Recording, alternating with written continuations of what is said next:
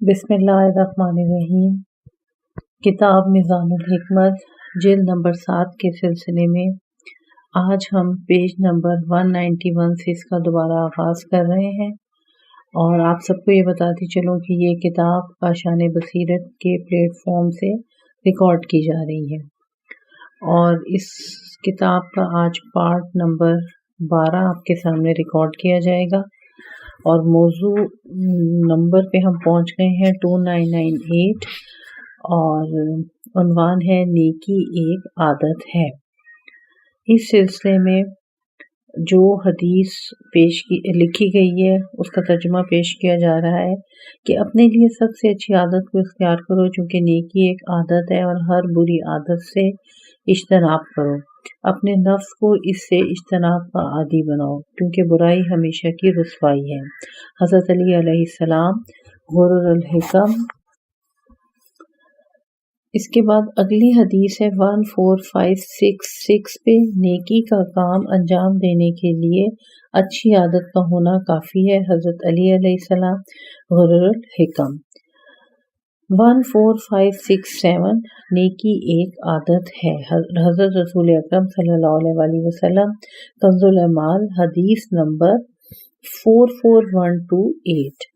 14567 پہ جو حدیث ہے اس کا ترجمہ ہے کہ نیکی ایک عادت ہے اور برائی ہمیشہ کی رسوائی ہے۔ حضرت رسول اکرم صلی اللہ علیہ وسلم کنز الاعمال حدیث 28722۔ 14569 پہ اچھی عادت امکان کا سرچشمہ ہے۔ حضرت علی علیہ السلام غرر الحکم۔ قول مؤلف ملاحظہ ہو، خلق باب سب سے اچھی عادت اختیار کرو۔ اگلے پیج پہ 2999 موضوع کا نمبر شمار ہے، اور موضوع ہے اپنے نفس کو ان اوصاف کا عادی بناؤ۔ حدیث ہے 14570۔ اپنے نفس کو اچھی باتوں کا عادی بناؤ، کیونکہ اس سے تمہاری اچھی یادیں باقی رہ جائیں گی اور تمہارے ثواب میں اضافہ ہوگا۔ حضرت علی علیہ السلام غرر الحکم۔ 14571 اپنے نفسوں کو فیاضی کا عادی بناؤ، بخل سے بچتے رہو، ہمیشہ بہتری میں رہو گے۔ حضرت علی علیہ السلام غرر الحکم۔ 14572 اپنے آپ کو اچھی نیتوں اور نیک ارادوں کا عادی بناؤ، اپنے مقصود کے حصول میں کامیاب ہو جاؤ گے۔ حضرت علی علیہ السلام غرر الحکم۔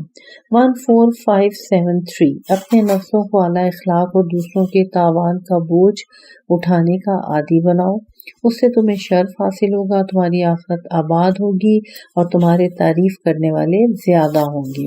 یہ بھی حضرت علی علیہ السلام غرر الحکم ہے۔ اگلی حدیث بھی حضرت علی علیہ السلام کی غرر الحکم سے لی گئی ہے، اور اس کا نمبر ہے 14574۔ ترجمہ ہے اپنے آپ کو بیدار رہ کر غور و فکر اور توبہ و استغفار کا عادی بناؤ، اس سے اللہ تمہارے گناہ مٹا دے گا اور تمہارے ثواب کو عظیم فرمائے گا۔ اگلی حدیث 14575 اپنے آپ کو حلم و بردباری کا عادی بناؤ، جس بات میں تمہاری تعریف کی جاتی ہو اس میں اپنے نفسوں پر ایثار کرنے میں پابندی اختیار کرو۔ حضرت علی علیہ السلام تحفہ العقول صفحہ نمبر 160۔ 14576 اپنی زبان کو نرم کلامی اور سلام کے عام کرنے کا عادی بناؤ، اس سے تمہارے دوست زیادہ اور دشمن کم ہوں گے۔ حضرت علی علیہ السلام غرر الحکم۔ 14577 اپنی زبان کو اچھی باتوں کا عادی بناؤ، اس طرح تم ملامت سے بچے رہو گے۔ حضرت علی علیہ السلام غرر الحکم۔ 14578 اپنے کانوں کو اچھی بات سننے کا عادی بناؤ، کسی ایسی بات کی طرف کان نہ لگاؤ جس کے سننے سے بھلائی میں کوئی اضافہ نہ ہو، کیونکہ اس سے دل زنگ آلود ہو جاتے ہیں اور یہ بات مذمت کا موجب ہوتی ہے۔ حضرت علی علیہ السلام غرر الحکم۔ 14579 حضرت امیر علیہ السلام کے اپنے فرزند امام حسن علیہ السلام کو وصیت سے اقتباس۔ اپنے نفس کو ناپسندیدہ امور کو برداشت کرنے کا عادی بناؤ۔ حق کے معاملے میں صبر سے کام لینا بہترین عادت ہے۔ نہج البلاغہ مکتوب 3000 ٹاپک کا نمبر ہے عادات کی تبدیلی۔ 14580 پہ حضرت علی علیہ السلام کے غرر الحکم سے حدیث پیش کی جا رہی ہے کہ عادات کا بدلنا بہت ہی مشکل کام۔ 14581 بہت بری حالت ہے اس شخص کی جس کا سر چشمہ منقطع ہو جائے لیکن اس کی عادت نہ بدلے۔ حضرت علی علیہ السلام غرر الحکم۔ 14582 ہر شے بدلی جا سکتی ہے لیکن طبیعتیں نہیں بدل سکتی۔ حضرت علی علیہ السلام غرر الحکم۔ 14583 اے لوگوں، خود ہی اپنی اصلاح کا ذمہ لو اور اپنی عادتوں کے تقاضوں سے منہ موڑ لو۔ حضرت علی علیہ السلام نہج البلاغہ حکمت نمبر 359۔ قول مؤلف ملاحظہ ہو خلق اور باب ہے اخلاق۔ کچھ عادتیں ہوتی ہیں اور کچھ نیتیں، نیز سیاست، اور سیاست میں باب ہے سیاست نفس، اور نفس میں جو باب ہے وہ ہے تہذیب نفس۔ 3001 پہ جو موضوع ہے برے لوگوں کی عادتیں، اس میں حضرت علی علیہ السلام کے غرر الحکم سے پہلی حدیث جو اس میں بیان کی گئی ہے اس موضوع میں، اور اس حدیث کا نمبر ہے 14584۔ فضول عادت بہت بری عادت ہے۔ 14585 پہ حضرت علی علیہ السلام کے غرر الحکم سے ہی حدیث ہے کہ نیکی کا بدلہ برائی سے دینا کمینوں کی عادت ہے۔ پھر دوبارہ حضرت علی علیہ السلام کی غرر الحکم سے 14586 پہ جو حدیث ہے شریف اور آزاد منش لوگوں کو اذیت پہنچانا کمینوں اور کینہ ور جاہلوں کی عادت ہے۔ 14587 پہ حضرت علی علیہ السلام کی غرر الحکم سے غیبت کرنا کمینوں کی عادت ہے۔ 14588 احسان و نیکی کے سرچشمے کو منقطع کرنا کینہ ور جاہلوں کی عادت ہے۔ حضرت علی علیہ السلام غرر الحکم۔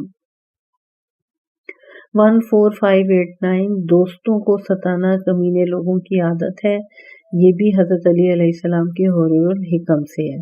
اگلی حدیث بھی حضرت علی علیہ السلام کی غرر الحکم سے ہے اور اس کا نمبر ہے 14590۔ نیک لوگوں سے دشمنی رکھنا برے لوگوں کی عادت ہے۔ اگلی حدیث پھر حضرت علی علیہ السلام کے غرر الحکم سے ہے 14591۔ اخلاق کی دھجیاں بکھیرنا منافقوں کی عادت ہے۔ اگلے پیج پہ آ جائیں، پیج کا نمبر ہے 1953002 اور نیک لوگوں کی عادتیں۔ اس میں پہلی جو حدیث ہے بلکہ اس میں تقریباً 1 2 3 4 5 حدیثیں جو ہیں وہ حضرت علی علیہ السلام کے غرر الحکم سے لی گئی ہیں۔ آئے پڑھتے ہیں 14592 پہ شریفوں کی عادت سخاوت ہے، حضرت علی علیہ السلام غرر الحکم۔ دوسری بھی غرر الحکم سے مولا علی کی ہے کہ 14593 ترجمہ حسن سلوک شریفوں کی عادت ہے۔ 14594 بھی مولا علی علیہ السلام کی غرر الحکم سے پے در پے نعمتیں عطا کرنا شریفوں کا وتیرہ ہے۔ 14595 وعدوں کو پورا کرنا شریفوں کا طریقہ کار ہے، حضرت علی علیہ السلام غرر الحکم۔ 14596 یہ بھی مولا علی علیہ السلام کے غرر الحکم سے ہے کہ بہترین انسان وہ ہے جو خوشحالی کے دور میں سخی و خوشگزار ہو، نیز جو تنگ دستی کی حالت میں اپنے اوپر دوسروں کو ترجیح دے اور صبر سے کام لے۔ 14597 بہترین انسان وہ ہے جس سے دوسرے لوگ فائدہ اٹھائیں، حضرت علی علیہ السلام حضرت محمد صلی اللہ علیہ وآلہ وسلم کی ہے یہ، اور بہار الانوار جلد نمبر 75 اور صفحہ نمبر 23 ہے۔ 14598 حضرت رسول اکرم صلی اللہ علیہ وآلہ وسلم کی ہے اور یہ بہار الانوار کی جلد نمبر 4 ہے اور صفحہ نمبر 360 ہے۔ اس کا ترجمہ یہ ہے کہ تم میں بہترین انسان وہ ہے جو پاکیزہ باتیں کرے، لوگوں کو کھانا کھلائے اور رات کو اس وقت نماز پڑھے جب لوگ سو رہے ہوں۔ قول مؤلف ملاحظہ ہو، کرم باب ہے کہ شریفوں کے اخلاق، نیز خیر اور باب ہے بہترین لوگ، اور باب ہے کہ تم میں بہتر لوگ۔ اگلا موضوع 3003 پہ ہے کہ نفس کو ایسی چیزوں کا عادی بنانا جن کا وہ عادی نہ ہو۔ اس سلسلے میں پہلی حدیث 14599، ایک مرتبہ حضرت امیر المومنین علیہ السلام کی خدمت میں فالودہ لا کر رکھا گیا۔ آپ علیہ السلام نے اسے دیکھ کر کہا، اے فالودہ، تیری خوشبو پاکیزہ، تیرا رنگ بہترین اور تیرا ذائقہ مزیدار ہے، لیکن میں اس بات کو پسند نہیں کرتا کہ میرا نفس جس چیز کا عادی نہیں ہے اسے اس کا عادی بناؤں۔ کنز العمال حدیث 36549۔ 14600 حبہ عرفی سے روایت ہے کہ حضرت امیر المومنین علیہ السلام کے سامنے دسترخوان پر فالودہ رکھا گیا۔ آپ علیہ السلام نے اس کی صفائی اور زیبائی کو دیکھ کر اپنی انگلی اس میں ڈبو دی اور نیچے تک لے گئے، پھر اسے اس سے نکال لیا اور کچھ نہ لیا، صرف انگلی کو چاٹ کر فرمایا، حلال چیزیں پاک و پاکیزہ ہوتی ہیں اور حرام بھی نہیں، لیکن میں اس بات کو پسند نہیں کرتا کہ اپنے نفس کو ایسی چیزوں کا عادی بناؤں جن کی اسے عادت نہیں ہے، اسے میرے آگے سے اٹھا لو۔ چنانچہ اسے اٹھا لیا گیا۔ وسائل الشیعہ جلد نمبر 16 صفحہ نمبر 508۔ 14601 حضرت امیر المومنین علیہ السلام کی خدمت میں کھجور کا حلوہ لایا گیا، لیکن آپ نے اسے تناول فرمانے سے انکار کر دیا۔ لوگوں نے عرض کیا، کیا آپ علیہ السلام اسے حرام سمجھتے ہیں؟ فرمایا، نہیں، البتہ مجھے اس بات کا خوف ہے کہ میرا نفس اس کا شوق پیدا کر لے اور میں اسے مانگتا رہوں۔ پھر آپ علیہ السلام نے یہ آیت سورہ احقاف کی آیت نمبر 20 تلاوت کی اور جس کا ترجمہ یہ ہے کہ یعنی ان سے کہا جائے گا، تم اپنی دنیا کی زندگی میں مزے اڑا چکے اور خوب چین کر چکے ہو۔ امام جعفر صادق علیہ السلام کی یہ امالی سے صفحہ نمبر 79 سے یہ حدیث لی گئی ہے۔ اور مؤلف نے بھی اس بارے میں یہ کہا ہے کہ اگر ملاحظہ ہو، دنیا ہے اور دنیا میں باب ہے دنیا کی لذت آخرت کی حسرت ہے، یعنی دنیا موضوع ہے اور اس میں جو باب ہے وہ ہے دنیا کی لذت آخرت کی حسرت ہے۔ 14606 آپ علیہ السلام ہی کے بارے میں ہے کہ ایک مرتبہ آپ علیہ السلام نے کھجور کا شیرہ تناول فرما کر اس پر پانی پی لیا اور اپنے شکم پر ہاتھ پھیر کر فرمایا، جسے اس کا شکم جہنم میں پہنچا دے، اللہ اسے اپنی رحمت سے دور رکھے۔ اس کے بعد آپ نے شعر پڑھا جس کے معنی یہ ہیں، اگر تم اپنے شکم اور شرمگاہ کے تمام مطالبے پورے کر دو تو وہ تمام مذموم چیزوں کو ایک جگہ جمع کر دیں گے۔ قول مؤلف ملاحظہ ہو، وسائل الشیعہ جلد نمبر 16 صفحہ نمبر 507 اور باب نمبر 80۔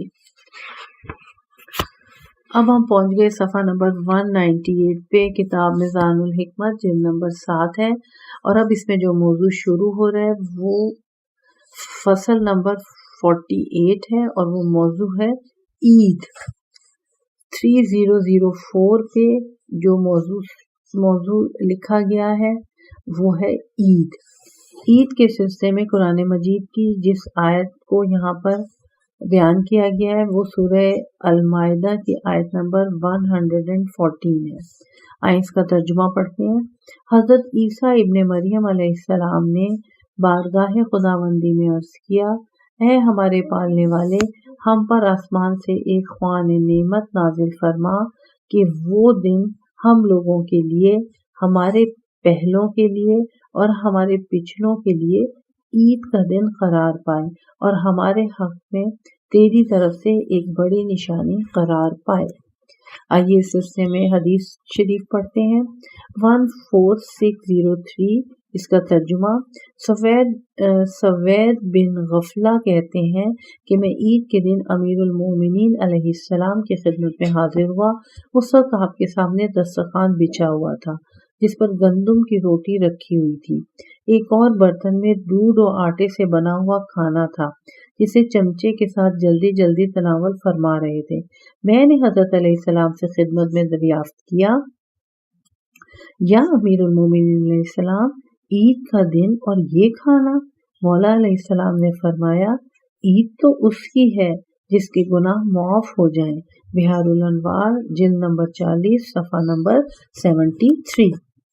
14604 حضرت امیر المومنین علیہ السلام کے بارے میں ہے کہ آپ علیہ السلام نے ایک عید کے موقع پہ فرمایا، عید صرف اس کے لیے ہے جس کے روزوں کو اللہ نے قبول کیا ہو، اس کے قیام یعنی نماز کو قدر کی نگاہ سے دیکھا ہو، تو ہر وہ دن جس میں اللہ کی معصیت نہ کی جائے اس کی عید کا دن ہے۔ شرح ابن ابی الحدید جلد نمبر 20 صفحہ نمبر 73، نہج البلاغہ حکمت نمبر 428۔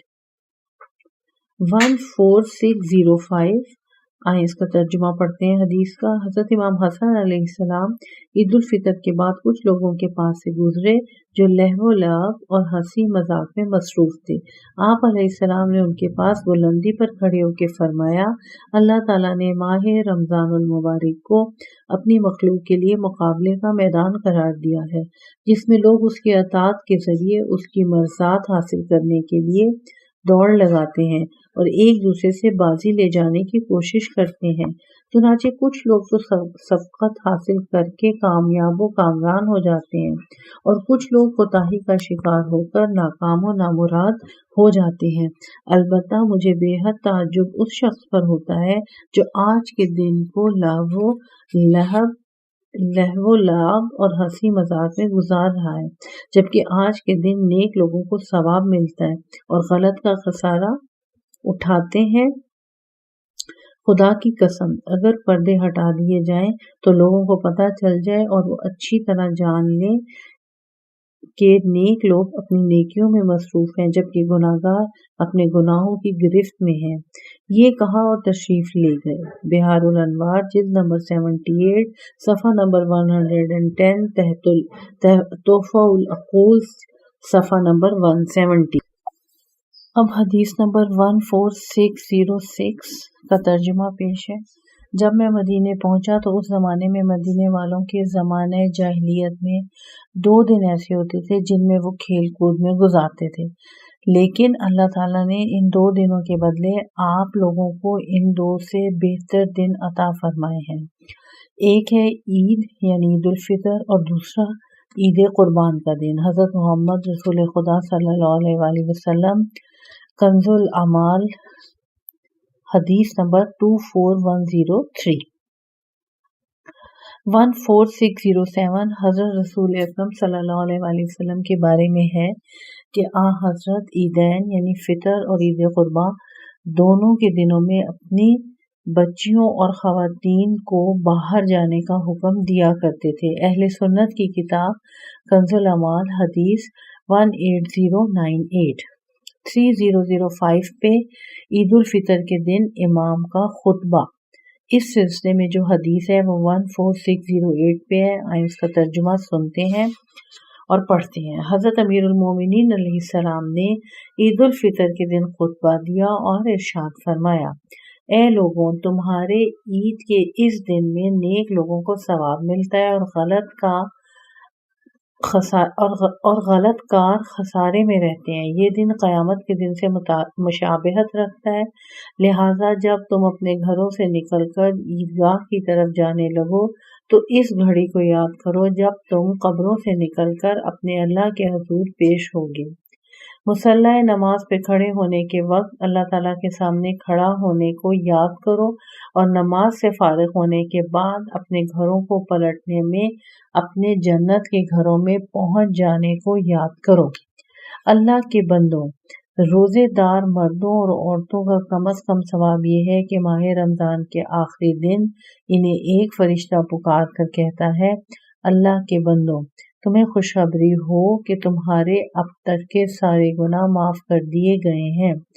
آئندہ کے لیے خیال رکھنا کہ کیا کرتے ہو۔ امام جعفر صادق علیہ السلام، تنبیہ الخواطر، صفحہ نمبر 392۔ 3006 عید نوروز۔ اس سلسلے میں حدیث ہے 14609۔ معلّہ بن خنیس کہتے ہیں کہ میں نوروز کے دن حضرت امام جعفر صادق علیہ السلام کی خدمت میں حاضر ہوا۔ امام علیہ السلام نے مجھ سے فرمایا، جانتے ہو آج کون سا دن ہے؟ میں نے عرض کیا، میں آپ علیہ السلام کے قربان جاؤں۔ یہ وہ دن ہے جس کی اہل عجم یعنی ایرانی بہت تعظیم کرتے ہیں اور ایک دوسرے کو ہدیے و تحائف بھیجتے ہیں۔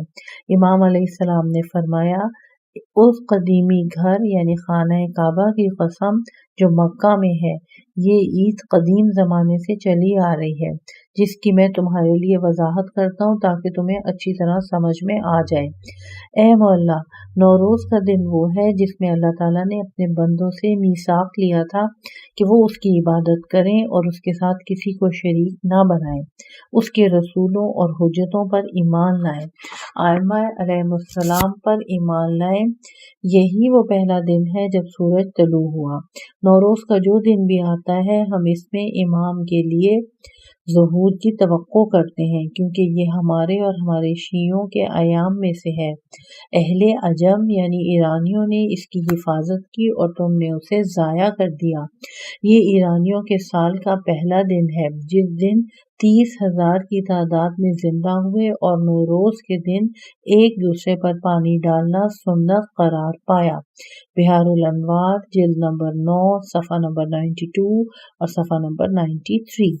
14610 نوروز کے دن غسل کرو، صاف ستھرے کپڑے پہنو، پاک و پاکیزہ خوشبو لگاؤ اور اس دن روزہ رکھو۔ امام جعفر صادق علیہ السلام، وسائل الشیعہ، جلد نمبر 7، صفحہ نمبر 346۔ 14611 حضرت امیر المومنین علیہ السلام کی خدمت میں نوروز کا ہدیہ پیش کیا گیا تو آپ علیہ السلام نے فرمایا، یہ کیا ہے؟ لوگوں نے عرض کیا، یا امیر المومنین، آج نوروز ہے۔ آپ علیہ السلام نے فرمایا، تم لوگ ہر دن کو ہمارے لیے نوروز بنایا کرو۔ وسائل الشیعہ، جلد نمبر 12، صفحہ نمبر 214۔ من لا یعذر الفقہ، جلد نمبر 2، صفحہ نمبر 191۔ 14616 ہر روز ہمارے لیے نوروز ہے۔ اس حدیث کو بیان کیا حضرت علی علیہ السلام من لا یحضر الفقہ میں، جلد نمبر 3 میں، صفحہ نمبر 191 میں۔ 14613 روایت میں ہے کہ ایک مرتبہ منصور دوانقی حضرت امام موسیٰ کاظم علیہ السلام کی خدمت میں حاضر ہوا کہ عید نوروز کے سلسلے میں مبارکباد اور تحفہ و ہدیہ قبول کرنے کے لیے تخت پر بیٹھے۔ آپ علیہ السلام نے ارشاد فرمایا، میں نے اپنے جد نامدار حضرت رسول خدا صلی اللہ علیہ وآلہ وسلم کی طرف سے بیان ہونے والی روایتوں کی جستجو کی ہے۔ اس عید کے بارے میں مجھے کوئی روایت نہیں ملی، البتہ اسلام سے پہلے یہ اہل فارس یعنی ایرانیوں کے لیے ایک رسم عید تھی جسے اسلام نے مٹا دیا۔ میں خدا کی پناہ مانگتا ہوں کہ کسی ایسی رسم کو زندہ کروں جسے اسلام نے مٹا دیا ہے۔ منصور نے بڑی لجاجت سے عرض کیا، ہم سیاست لشکری کے تحت ایسا کرتے ہیں اور میں آپ کو خداوند عظیم کا واسطہ دے کر سوال کرتا ہوں کہ آپ تشریف رکھیں۔ چنانچہ آپ بامر مجبوری وہاں پر جلوہ افروز ہوئے۔ بحار الانوار، جلد نمبر 59، صفحہ نمبر 100، جلد نمبر 48 اور صفحہ نمبر 108۔ علامہ مجلسی اس روایت کو نقل کرنے کے بعد فرماتے ہیں کہ یہ روایت معلّہ بن خنیس کی روایات کے خلاف ہے اور نوروز کے غیر شرعی ہونے پر دلالت کرتی ہے، جبکہ معلّہ کی روایات سند کے لحاظ سے قوی اور اصحاب امامیہ کے درمیان بڑی حد تک مشہور ہیں۔ اس روایت کو تقیہ پر محمول کرنا ممکن ہے، اس لیے کہ معلّہ کی روایت میں ایسے الفاظ ہیں جن سے تقیہ کیا جانا چاہیے۔ اس کے بارے میں علامہ مجلسی علیہ رحمہ کے کلام کی رو میں محشی کا وہ کلام ملاحظہ ہو جو انہوں نے اس کی تردید میں کہا ہے۔ بحار الانوار جلد نمبر 59 صفحہ نمبر 100۔ یہ حاشیے میں لکھا گیا تھا۔ مؤلف کا ذاتی نقطۂ نظر مذکورہ بالا دونوں روایتیں حجت کی شرائط پر پوری نہیں اترتی۔ جیسا کہ اوپر گزر چکا ہے کہ حضرت امیر المومنین علیہ السلام نے فرمایا، ہر روز ہمارے لیے نوروز ہے اور ہر وہ دن جس میں اللہ کی معصیت نہ کی جائے عید کا دن ہے۔ البتہ اگر مومنین اس دن ایک دوسرے کی زیارت اور ملاقات کریں تو اس میں کوئی گناہ نہیں، جیسا کہ ایران میں اس کا رواج ہے۔ اگلا موضوع 3007 عید کی زینت۔ یہ شروع ہو رہا ہے حدیث نمبر 14614 سے۔ ترجمہ ہے، اپنی عیدوں کو تکبیر اللہ اکبر کے ساتھ زینت دو۔ حضرت رسول اکرم صلی اللہ علیہ وآلہ وسلم، کنز الاعمال، حدیث 24094۔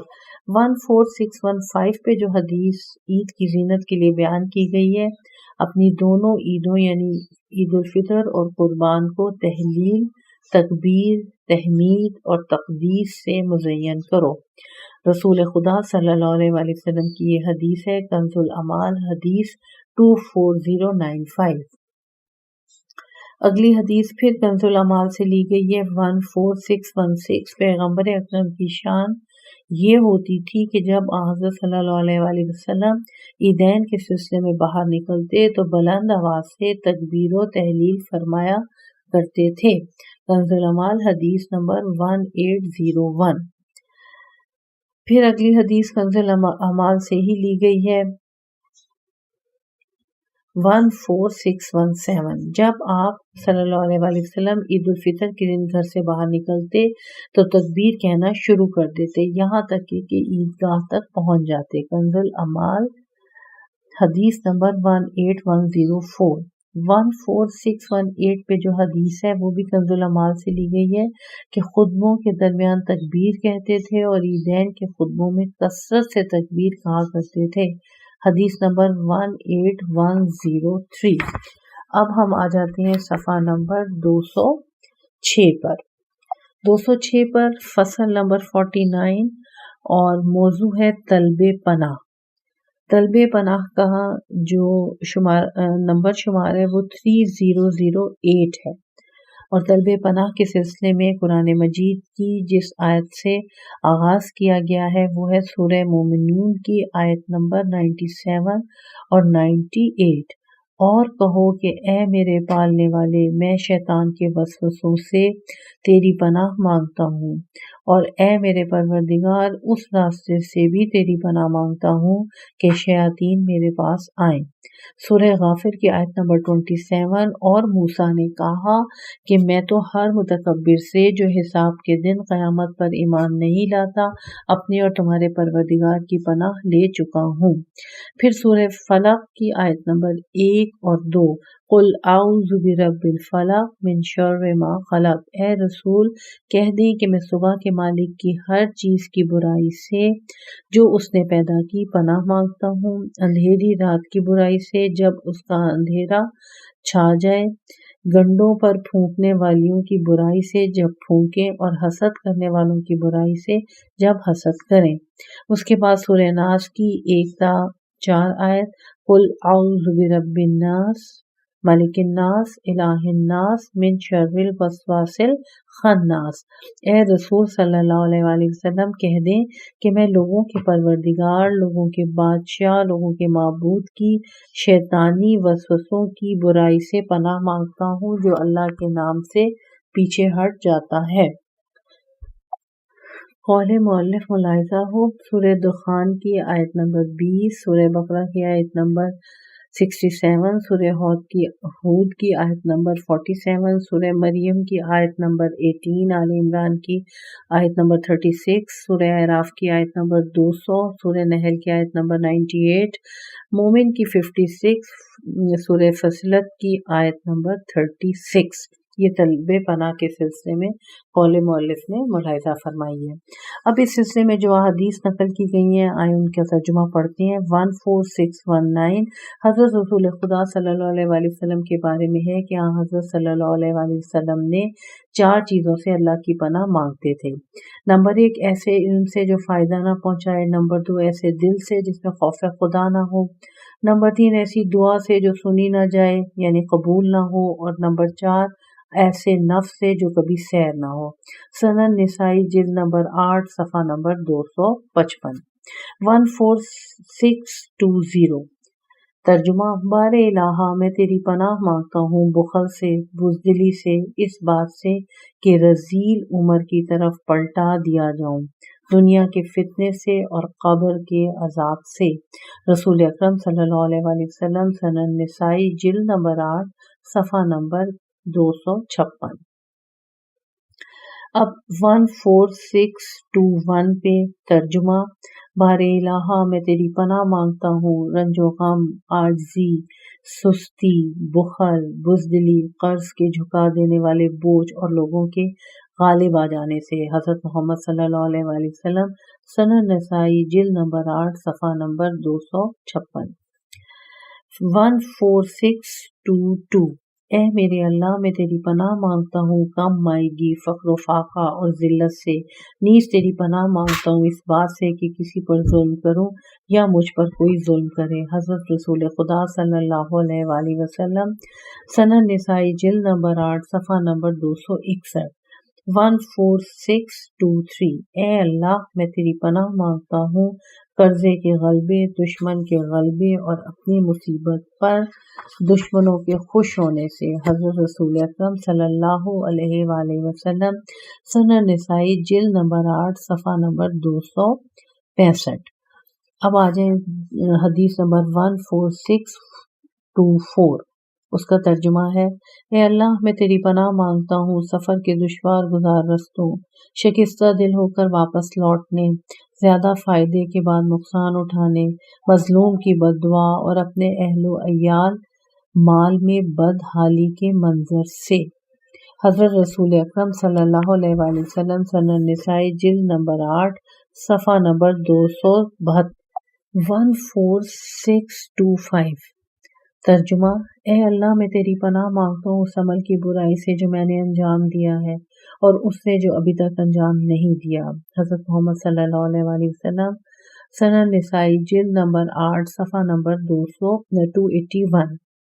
اس کے بعد مولا علی علیہ السلام کا نہج البلاغہ میں خطبہ نمبر 46 کی حدیث بیان کی جا رہی ہے اور اس کا نمبر شمار ہے 14626۔ بار الہا میں تیری پناہ مانگتا ہوں سفر کے دشوار گزار رستوں، شکستہ دل ہو کر واپس لوٹنے اور اپنے اہل و عیال اور مال و اولاد میں بدحالی کے منظر سے۔ 14627 اے اللہ میں تجھ سے پناہ کا خواستگار ہوں کہ تیری ثروت کے باوجود فقیر و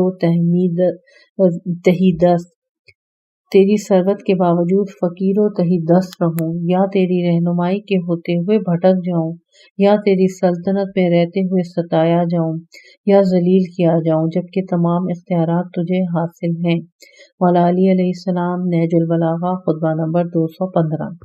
14628 ترجمہ اے اللہ لوگوں کی چشم ظاہر بین میں بہتر ہوں اور جو اپنے باطن میں چھپائے ہوئے ہوں وہ تیری نظروں میں برا ہو۔ حضرت علی علیہ السلام، نہج البلاغہ حکمت نمبر 276۔ ملاحظہ ہو مکمل کلام۔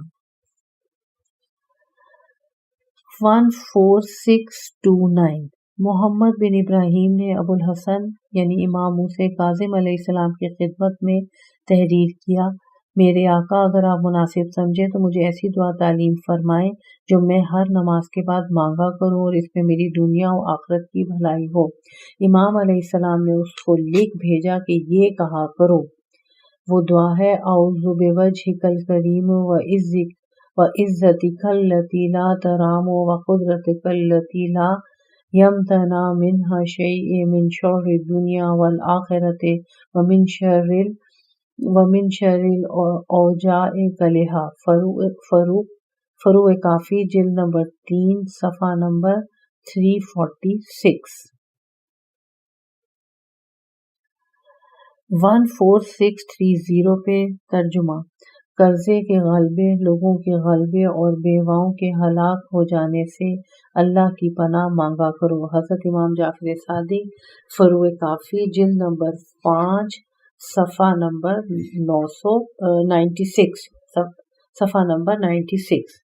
اب ہم اس پارٹ کا یہیں پر اختتام کرتے ہیں۔ صفحہ نمبر 209 پر یہ پارٹ جو ہے وہ اپنے اختتام کو پہنچا۔ کتاب میزان الحکمت جلد نمبر 7 ابھی جاری و ساری ہے، اور انشاءاللہ نئے موضوع کے ساتھ پھر آپ کی خدمت میں حاضر ہوں گی۔ والسلام علیکم ورحمۃ اللہ وبرکاتہ۔